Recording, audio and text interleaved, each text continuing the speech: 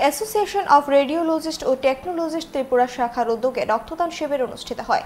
বৃহস্পতিবার জিবিপি হাসপাতালের ব্লাড ব্যাংকে আয়োজিত শিবিরের উদ্বোধন করেন স্বাস্থ্য অধিকর্তা ডক্টর সঞ্জীব দেববর্মার সাথে ছিলেন জিবি হাসপাতালের deputy medical super doctor Kanak Chowdhury, আয়োজক সংগঠনের পক্ষে রাকেশ দাস। এদিনের শিবিরে সংগঠনের সদস্যরা রক্তদান করেন। মূলত রাজ্যের ব্লাড ব্যাংকগুলিতে রক্তাল্পতা চলছে, তা দূর করতে এখন প্রতিদিন রক্তদান শিবির চলছে।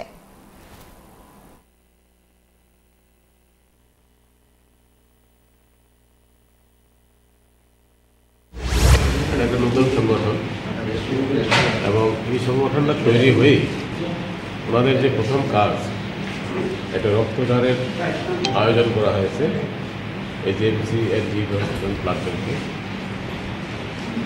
এটা খুব আনন্দের ব্যাপার এবং সত্যিকারের প্রশংসনীয় কাজ। আমরা সবাই কিন্তু যার যার প্রফেশনাল একটা সংগঠন থাকে এবং সংগঠনের কাজ হচ্ছে সদস্যদের